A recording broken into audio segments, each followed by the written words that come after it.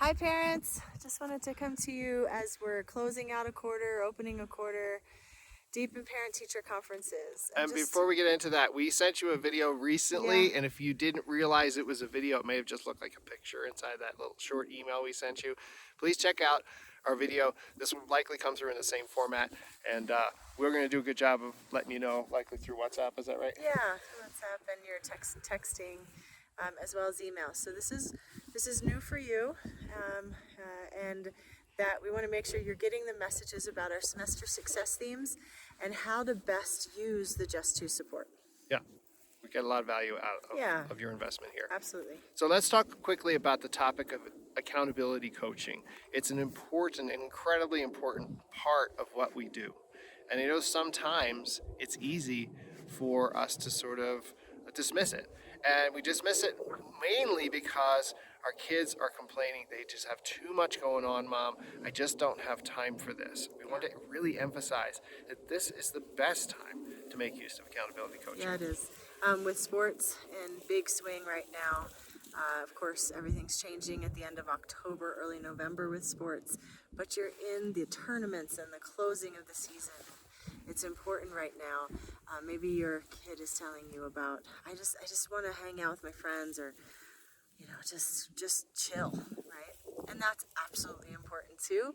But when we have our accountability support, it's there in place to make sure that we're not dropping balls, that we're not losing momentum that we've built up, during the week in between sessions. So they're scheduled in between sessions, and they're scheduled at a time for your young person to get the most out of that thought process of, what did I say I was going to do? Did it happen? Did it not? How do I reset? Yeah, and if you're finding that for some reason firstly, that the audio is strange, it's only because I have the wind reduction on. So just bear with us, or turn on your captions if that's what's helpful. But the message is really important here. We want to make it clear that if you're finding that the time that your accountability coaching has been set up, we will support you in adjusting that time. Yes. You're not locked in. Okay, let's find the time that works well. Even if we have to break up the accountability time into smaller segments, we'll do that. Yep. Right? If we need a check-in after practice. Yeah, change the duration or the frequency. We want this to work, and we're okay with shifting that up again, come the end of sports season as well. So let's answer the question, what is accountability, and what do we do during that time, right? So the first thing is time management. We take a look at the calendar. We update calendars. If you look at the bottom of your CPAL, you'll notice that there's a weekly calendar set up there.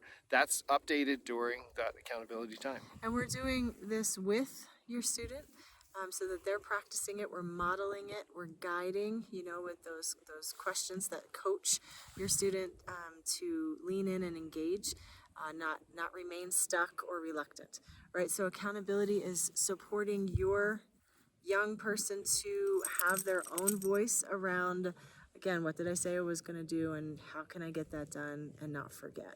It's keeping those executive function tools tuned.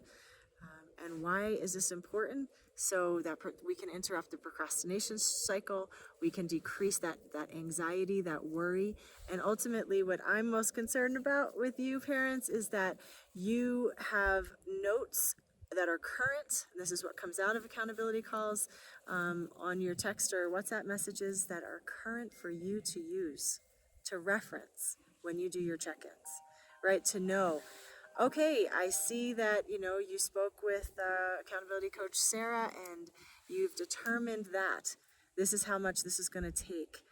So why don't we order some pizza, and I'll sit down next to you and do my work, you do your work, and then we'll take a break. You get to make a plan out of the accountability coaching that's there for you. I also want to mention again the CPAL. That some of you are hearing objections from your young people perhaps that say something like, I don't know why I have to talk with my accountability coach about this. I just talked with my session coach yesterday about it. There's no repeated conversations. The tool functions in such a way that everyone is informed at all times.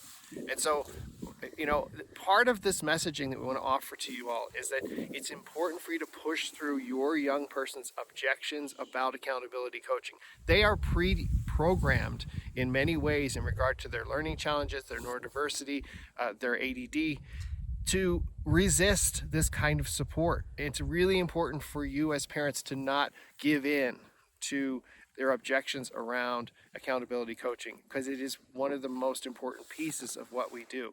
If we pull that piece away or diminish it, we're going to be a little bit less effective, and we may even have trouble reaching those goals we've set for this semester. Absolutely. And at the height of I don't have any time, I don't really have any homework, we're going to finish that in class, all of that, we help your student verify what they think they know and communicate that out to you and to themselves and, you know, maybe to their significant person or a best friend, because it's important that they feel supported.